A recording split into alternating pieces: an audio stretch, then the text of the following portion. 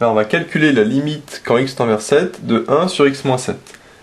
Là, normalement, il faudrait faire comme d'habitude, on va remplacer le x par ce vers convertant, c'est-à-dire vers 7. Le problème ici, c'est que si on remplace x par 7, bah 7 moins 7, ça fait 0. Or, 1 sur 0, ça, on n'écrit jamais ça, parce qu'on divise jamais par 0. Donc ici, c'est un peu particulier, parce que on va diviser par 0. Alors par contre, on sait que en termes de limite, 1 sur 0, c'est égal à l'infini. Alors attention, ça c'est en termes de limite, ça on n'écrit jamais ça, ça c'est au brouillon, ça c'est juste dans sa tête, mais on n'écrit jamais ça. Donc on se dit, bon bah voilà, c'est très bien, ça fait 1 sur 0, 1 sur 0, c'est égal à l'infini. Bon.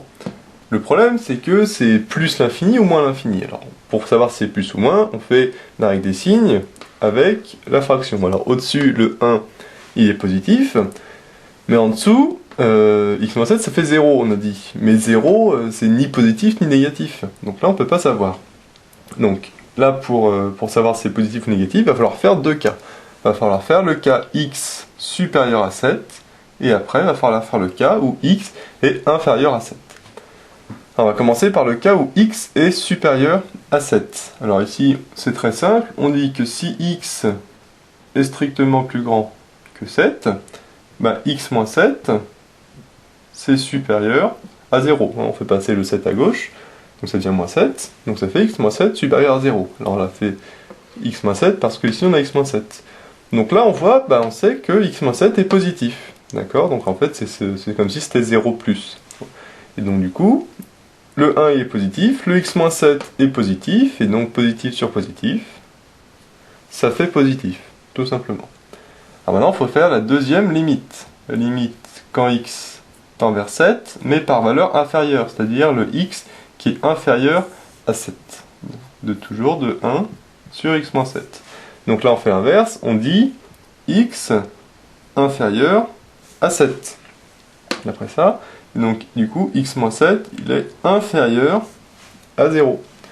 Donc là, c'est comme ici, on a 1 sur 0, hein, puisque le x tend toujours vers 7, donc ça donne l'infini. Par contre, là, le 1 est bien positif, mais le x moins 7, ici, cette fois-ci, il est négatif. Donc positif et négatif, ça fait quelque chose de négatif, tout simplement. Voilà.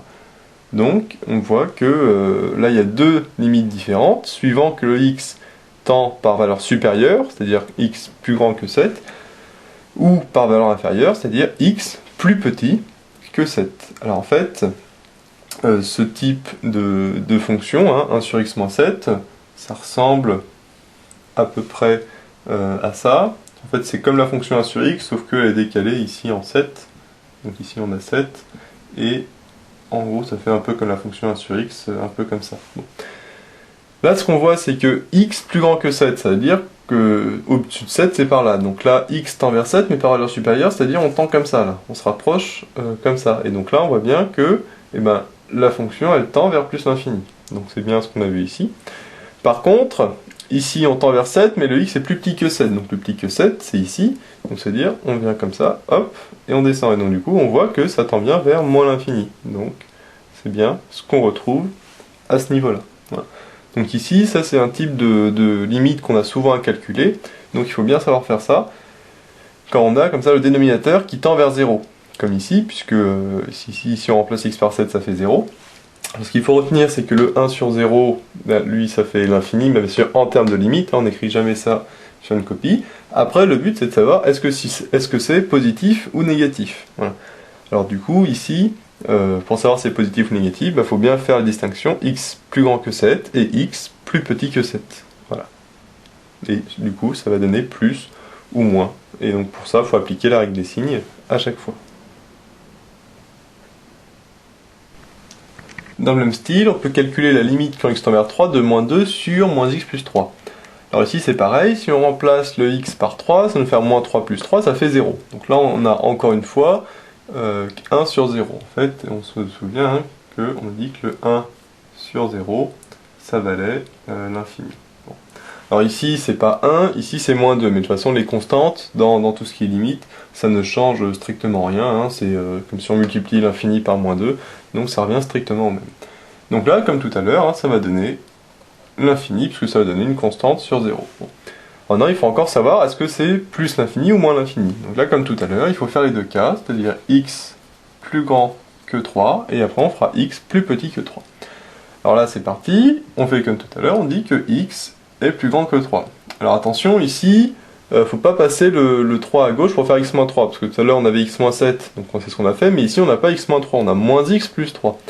Donc du coup, le mieux c'est de passer le x à droite.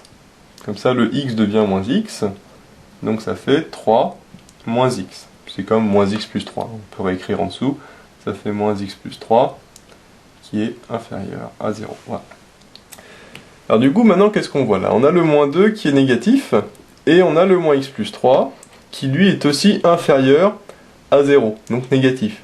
Donc ça c'est négatif, et ça c'est négatif, donc moins et moins, avec la règle des signes, ça fait plus. Donc plus l'infini, tout simplement. Alors là, faut pas oublier, on voit ici l'importance du moins 2, c'est-à-dire ce qui est en dehors. Faut pas juste penser au 1 sur 0, faut penser aussi aux constantes qui sont à côté. Donc ici, par exemple, moins 2. Et donc là, le moins 2, en plus, il est négatif, donc il faut absolument prendre en compte son signe. Voilà. Donc faut pas dire, de toute façon, le moins 2, il va rien changer, d'accord, il ne change rien au niveau de l'infini, mais il va changer au niveau du signe, plus ou moins. Là, comme souvent, hein, dans les limites, les constantes, c'est souvent au niveau du signe que ça change quelque chose. Voilà. Alors maintenant qu'on a calculé la limite pour x supérieur à 3, on peut calculer la limite quand x est plus petit que 3. Toujours, il faut calculer les deux. Alors si on dit juste de calculer celle-là ou celle-là, bon, on calcule juste celle-là ou celle-là, mais si on précise rien, à ce moment-là, il faut calculer les deux. Voilà. Mais généralement, c'est précisé. Donc toujours pareil de moins 2 sur moins x plus 3. Donc là, bien sûr, hein, comme le x tend vers 3, encore une fois, moins 3 plus 3, ça fait 0, et donc moins 2 sur 0, ça va faire l'infini. Donc ça fait encore une fois l'infini. Par contre, cette fois-ci, le x, il est inférieur à 3.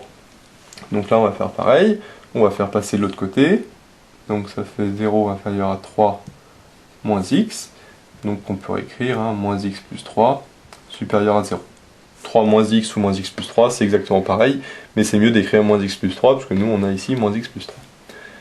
Alors maintenant on refait comme tout à l'heure, le moins 2, lui, est négatif, hein. Par contre le moins x plus 3, ici il est supérieur à 0, on le voit ici. Donc ça c'est négatif et ça c'est positif, donc moins et plus, ça fait moins d'après la règle des signes. Voilà, tout simplement, là il n'y a aucune difficulté, hein. On applique la règle des signes. Voilà.